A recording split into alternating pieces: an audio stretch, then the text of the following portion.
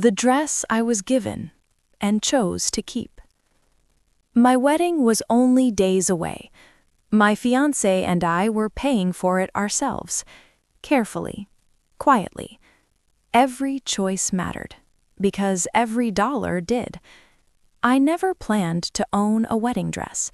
Renting one was the practical decision. Still, it hurt. I had always imagined keeping my dress. That's why my aunt's offer felt like a miracle. She had a gown, new, never worn, bought years ago for my cousin's wedding that never happened. When she offered it to me, she was radiant, proud. She said I could have it, alter it, make it mine. When I tried it on, I fell in love.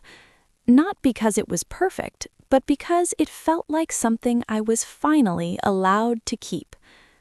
I left it untouched. I loved it as it was. I pictured it hanging in my closet after the wedding, a reminder, a beginning. Then the voicemail came. I had just landed from visiting my parents when I heard it. She wanted the dress the day after my wedding. Not to store, not to borrow, to take it apart, to remove the lace and reshape it for another wedding. My heart dropped. The timing felt brutal. My wedding week, the dress I hadn't even worn yet, already being claimed. I wasn't angry, I was grieving. The idea that something I thought was mine had never truly been given. I knew immediately this wasn't my cousin's request. I knew her style. I knew her plans. She wanted something beachy, bohemian, nothing like this dress. So I contacted her directly, carefully, honestly. She was shocked. She told me she had never asked for the dress. She didn't want it. She didn't need it. She had no intention of using it or altering it or taking it from me. Hearing that changed everything. I messaged my aunt. I told her I had spoken to my cousin. I told her the dress was staying with me. Her reply was short, dismissive. I knew she was upset, and for once I didn't rush to fix it. I stood in front of the mirror and let myself breathe. The pit in my chest slowly eased. I would walk down the aisle in the dress I loved, and when the wedding ended, I would take it home. Not because it was expensive, not because it was rare, but because it was mine. Some gifts aren't meant to be reclaimed, and some boundaries only matter when you finally keep them. I chose to keep what was given to me. The next story is about someone else who was asked to give up even more. I refused to give up my wedding dress, and everything else fell apart. I never imagined a dress could undo an entire family. I already knew my relationship with my future mother-in-law was fragile.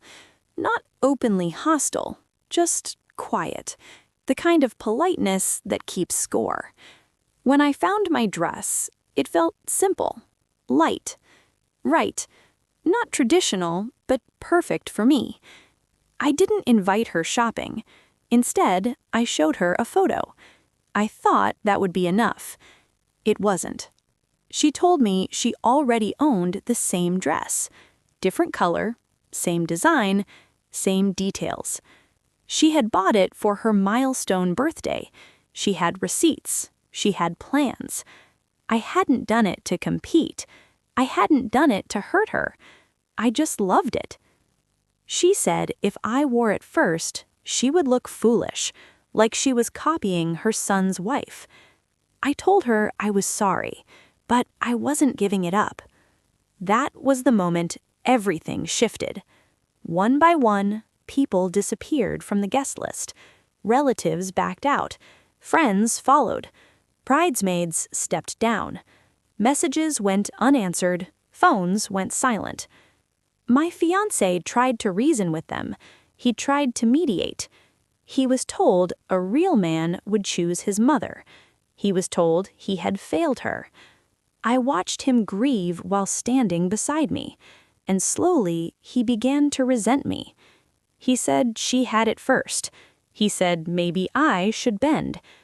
Eventually, I did. I returned the dress. I apologized, not because I understood, but because something in her had broken. The wedding still happened. She came, quiet, distant, as if attending cost her something she couldn't afford. Some family never returned, some bridges were never rebuilt, and some forgiveness was never asked for.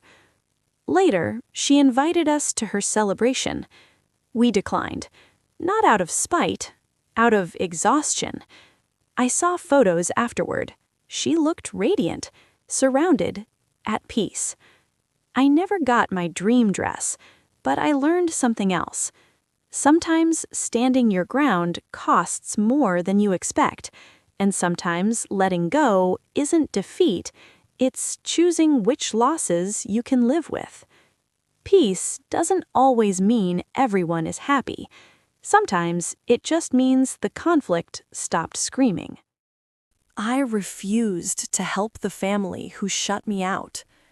10 years is a long time to carry something unfinished. I was 30 when the woman I planned to marry was hit by a car. She had moved across the country to be with me after graduating. She didn't die quickly. She stayed alive long enough for her parents to arrive. They wouldn't let me see her. They said I wasn't family. They told the hospital to keep me away. When she died, they took her home. They told me not to attend the funeral. They said they would have me removed if I tried. So I stayed away. I found her grave through someone else. I went once. Her mother was there. Her little brother stood beside her. She screamed at me. She said it was my fault for bringing her so far away. The child said he hated me, with the kind of honesty only a child has. I left, and I never returned. I was broken for a long time. I stopped working. I stopped planning a future. Eventually, I remembered what she would have wanted. I resigned. I built something new with what I had left. I didn't become rich, but I became stable. I married again. I learned how to breathe. Then they reached out. Her brother had been accepted to an elite university. They needed money. They wanted what I had received after she died. They said it should have been theirs all along. They said they would lose their house if I didn't help. The amount wouldn't change my life. I could give it and feel nothing financially, but emotionally, it felt heavier than anything else. These were people I once believed would be my family. Instead, they abandoned me and made sure I knew it. My wife told me it was my choice. No pressure, no judgment. I know the woman I loved would want me to help them, but I also know what they took from me when I needed them most. Some debts aren't financial. Some help comes too late.